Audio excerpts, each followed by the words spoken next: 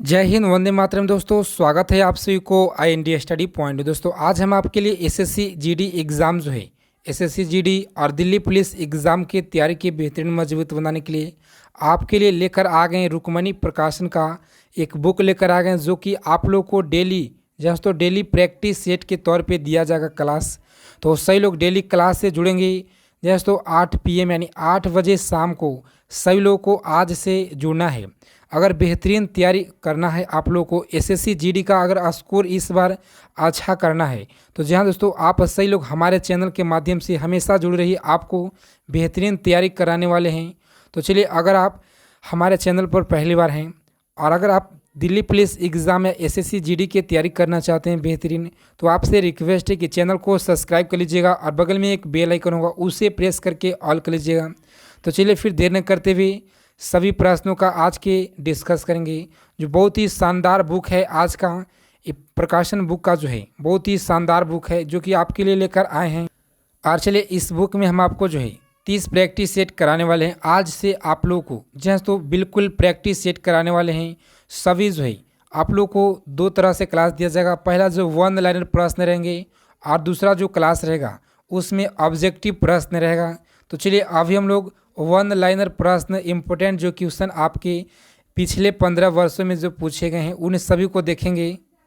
तो चलिए फिर हम लोग फटाफट से सभी प्रश्नों का डिस्कस करते हैं। आज का पहला प्रश्न देखिए, एसएससी जीडी कांस्टेबल, आप किसी भी एग्ज़ाम की तैयारी कर रहे हैं, डिफेंस का कोई भी एग्ज़ाम है जहाँ तो SSF, BSF, CSF, CRPF, SSB या आर्मी हो या किसी भी डिफेंस का कोई भी एग्ज़ाम सभी के लिए महत्वपूर्ण है। तो चलिए क्लास को देखिए ध्यानपूर्वक, एक एक प्रश्नों को लिख लीजिएगा, याद कर लीजिएगा।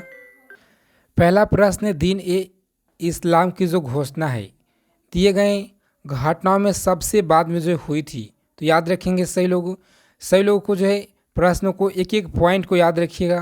1571 ईस्वी में फतेहपुर सीकरी को अकबर ने राजधानी घोषित किया, इसे याद रखिएगा। अकबर ने राजधानी घोषित कब किया, तो याद रखेंगे 1571 में। और चलिए याद रखिएगा सही लोग, 1573 में फतेहपुर सीकरी में बुलंद दरवाज़ा का निर्माण किया गया, इसे याद रखिएगा। गुजरात विजय के उपलक्ष्य में, इसे याद रखेंगे, गुजरात विषय के उपलक्ष्य में। और चलिए नेक्स्ट पॉइंट है आपको, 18 जून 1576 ईस्वी में हल्दिया घाटी का युद्ध हुआ, इसे याद रखिएगा एक एक पॉइंट को। और चलिए प्रश्न 1800, प्रश्न 1580 में, यहाँ पे 1580 में राजस्व प्रशासन में हाथशाला जो है, हाथशाला प्रणाली का शुरुआत किया गया, इसे याद रखिएगा। और चलिए इसका जो PDF है आपको दे दिया जाएगा फ्री में। दोस्तों सही लोग टेलीग्राम ग्रुप से जुड़िएगा, आपको वहाँ पे भेज दिया जाएगा। आप सही लोग डेली क्लास से जुड़ेंगे। तो चलिए प्रश्न है, 1582 ईस्वी में अकबर द्वारा तौहीद जो है, तौहीद ए इस्लाम अथवा दीन इलाही का जो घोषणा है किया गया, इसे याद रखिएगा। और चलिए नेक्स्ट पॉइंट है, जब सूर्य से पृथ्वी तक दूरी अधिकतम होता है तो इसे अपसौर कहा जाता है, इसे याद रखिएगा, इसे अपसौर कहा जाता है। और चलिए नेक्स्ट पॉइंट है, सूर्य जब पृथ्वी के सर्वाधिक निकट होता है तो उसे उपसौर कहा जाता है, इसे याद रखिएगा। बहुत ही कम समय में 1 लाइनर प्रश्न आपके लिए लेकर आए हैं ताकि ज़्यादा से ज़्यादा हम लोग प्रश्न कर पाएँ। अपसर की स्थिति 3 जनवरी को होती है, इसे याद रखिएगा। और चलिए उपसर्ग की जो स्थिति है 4 जुलाई का होती है, जो कि 15.21 करोड़ किलोमीटर, इसे याद रखिएगा। और चलिए प्रश्न है आप लोगों को याद रखना है, ब्रह्मांड के अध्ययन को कॉस्मोलॉजी कहा जाता है, इसे याद रखिएगा। ब्रह्मांड के अध्ययन को कॉस्मोलॉजी कहा जाता है। पित्त का जो मुख्य कार्य होता है ये पाचन तथा अवशोषण हेतु वसा का इमल्सन होता है, इसे याद रखेंगे, इमल्सन करना, इसे याद रखिएगा। और चलिए नेक्स्ट पॉइंट है आपको, पित्त भोजन को क्षारीय बनाता है, इसे याद रखेंगे। पित्त जो है पित्त भोजन को क्षारीय बनाता है। पित्त रस में जल लवण जो है सोडियम ग्लाइकोलेट जो है सोडियम टैक्लेंट, सोडियम जो है कार्बोनेट आदि पाए जाते हैं, इसे याद रखिएगा। पित्त रस जो है दोस्तों पॉइंट आपको यहाँ पे है, याद रखेंगे, पित्त रस वसा का छोटे छोटे कणों से थोड़े जो है ये देता है, इसे याद रखिएगा, जिसे वसा सरल अणु जैसी वस्तु अम्ल बना लेते हैं, जो कि पाचन में इसे सरल बना देते हैं, इसे याद रखेंगे पॉइंट को। और चलिए नेक्स्ट प्रश्न आपकी स्क्रीन पे, मुस्लिम लीग की जो स्थापना है ये ढाका में हुई थी, इसे याद रखिएगा। एक एक पॉइंट को याद रखना है आपको। मुस्लिम लीग 30 दिसंबर 1906 को ढाका के नवाब जो है सलीम मुल्ला की अध्यक्षता में स्थापित हुआ था, इसे याद रखेंगे। स्थापित मुस्लिम लीग की स्थापना आगा खां के द्वारा किया गया, जो कि नवाब सलीम मुल्ला के द्वारा किया गया था, इसे याद रखिएगा। आज के इस क्लास में हम लोग एक एक पॉइंट को आपको लिए हुए हैं ताकि सभी प्रश्न आपकी एग्ज़ाम से बिल्कुल महत्वपूर्ण है। दोस्तों आप दिल्ली पुलिस की तैयारी करें, एसएससी जीडी की, सभी के लिए महत्वपूर्ण है आज का सवाल। तो चलिए आप सभी लोगों से रिक्वेस्ट है कि आप सभी लोग रोज़ाना क्लास में जुड़ेंगे। जी हाँ दोस्तों, रोज़ाना आपको क्लास में जुड़ना है। अपना तैयारी को अगर बेहतरीन मजबूत बनाना है तो आप सभी लोग क्लास से हमेशा जुड़ेंगे।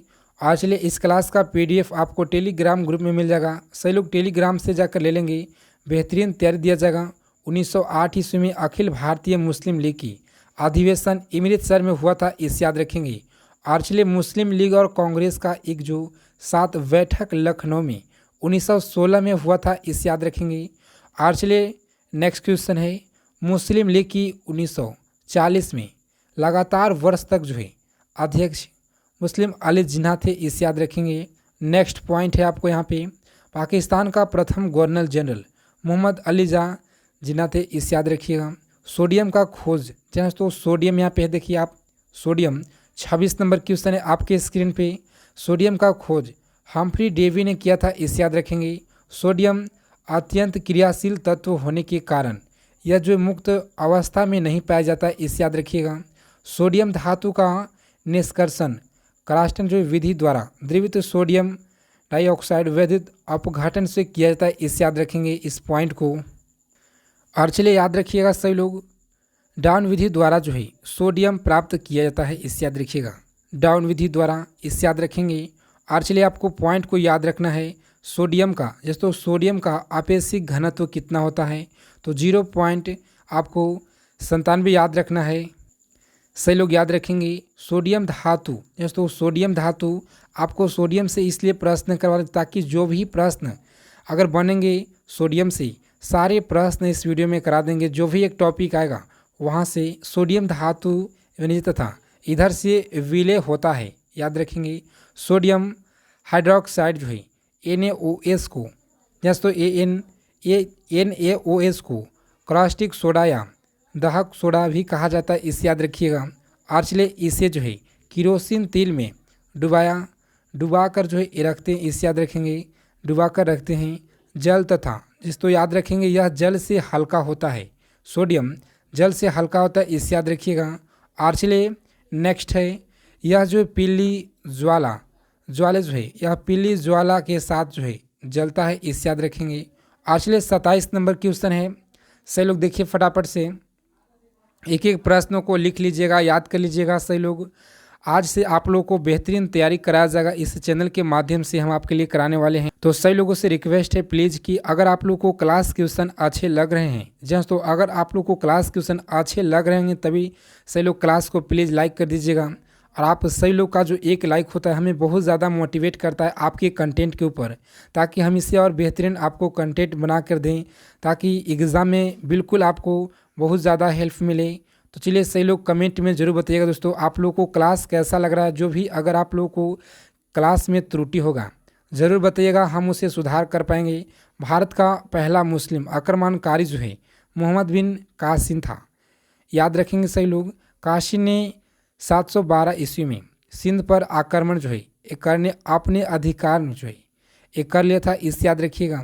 और चलिए नेक्स्ट पॉइंट है आपको याद रखना है, मोहम्मद गौरी का भारत पर जैसे तो मोहम्मद गौरी का जो भारत पर आक्रमण 1175 ईस्वी में मुल्तान पर जो हुआ था, इसे याद रखेंगे, मुल्तान पर हुआ था।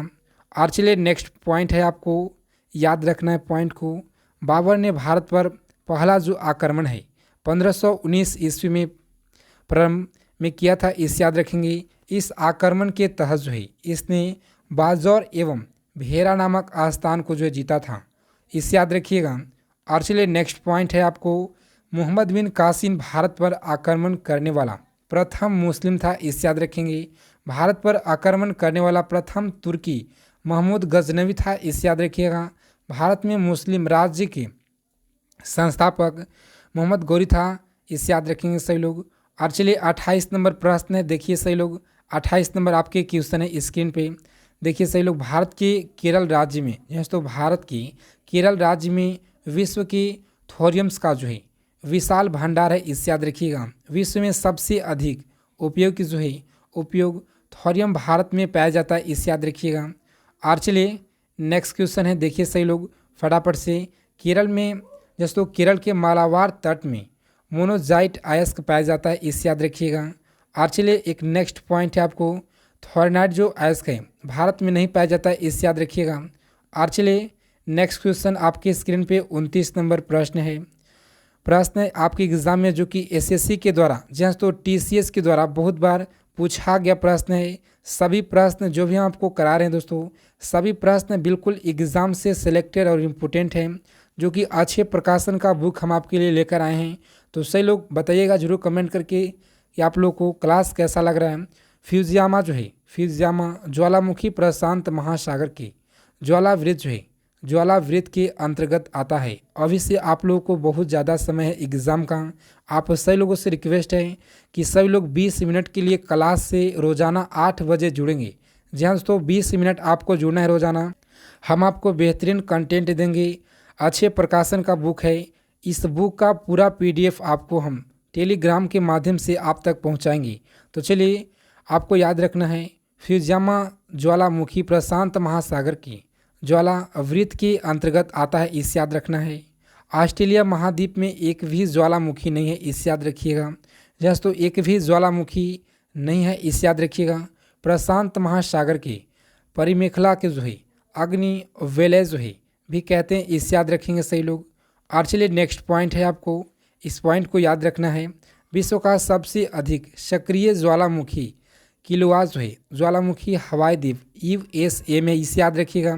USA पर है, इसे याद रखेंगे सही लोग। और चलिए नेक्स्ट पॉइंट है आपको, विश्व का सबसे ऊंचा ज्वालामुखी पर्वत कोटोपैक्सी इक्वाडोर में स्थित है, इसे याद रखिएगा सही लोग।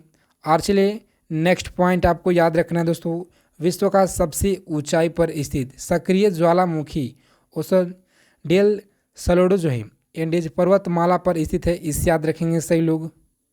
और चलिए नेक्स्ट क्वेश्चन है, आपको याद रखना है निर्वाचन आयोग द्वारा तो सभी प्रश्न 1 लाइनर प्रश्न हैं, जो कि बिल्कुल आपके एग्ज़ाम से 100% बहुत ही ज़्यादा महत्वपूर्ण है दोस्तों। इस सभी प्रश्न को आप सभी लोग लिख लीजिएगा। आपके एग्ज़ाम में इससे अलग जो भी हम कराएंगे, बहुत ही अच्छे प्रकाशन की बुक लिए हुए हैं आपको तैयारी कराने के लिए। सही लोग जरूर बताइएगा, निर्वाचन आयोग द्वारा राजनीतिक पार्टी की जो है मान्यता दी जाती है, इसे याद रखिएगा। निर्वाचन आयोग की किसी राजनीतिक पार्टी की मान्यता रद्द भी कर सकते हैं, इसे याद रखेंगे पॉइंट को। और चलिए नेक्स्ट क्वेश्चन देखते हैं हम लोग। प्रश्न 1 जो है, राजनीतिक दल को राष्ट्रीय दल के रूप में मान्यता प्राप्त जो है करने के लिए निम्नलिखित से अर्थाई पूर्ण जो है होना चाहिए, इसे याद रखेंगे सही लोग। और चलिए नेक्स्ट क्वेश्चन है, आपको याद रखना है, यदि लोकसभा अथवा विधानसभा के आम चुनाव में 4 अथवा अधिक राज्यों में वैध मतों को 6% जो मत प्राप्त करता है तो तथा इसे साथ हुआ जो किसी राज्यों की लोकसभा के 4 सीट प्राप्त करता है, इसे याद रखिएगा। और चलिए आपको याद रखना दोस्तों, आप सही लोग को याद रखना है मूल भारतीय प्रश्न, मूल भारतीय में मौलिक कर्तव्यों का कोई प्रावधान जो है ये नहीं था, इसे याद रखेंगे।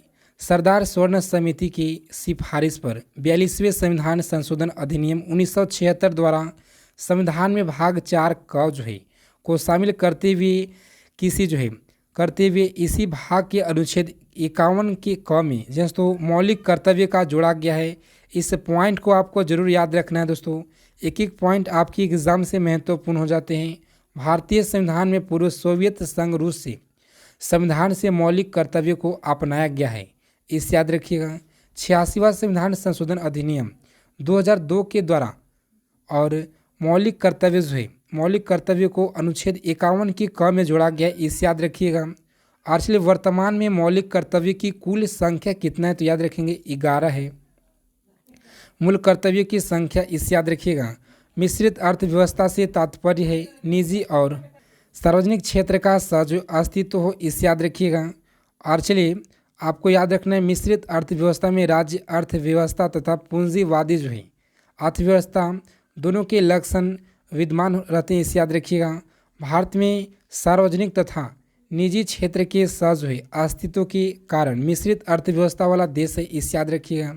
और चलिए नेक्स्ट पॉइंट को आपको याद रखना है, पूंजीवादी अर्थव्यवस्था में उत्पादन बिक्री कर जो है बिक्री कर और कीमत का निर्धारण बाजार द्वारा किया जाता है, इसे याद रखिएगा।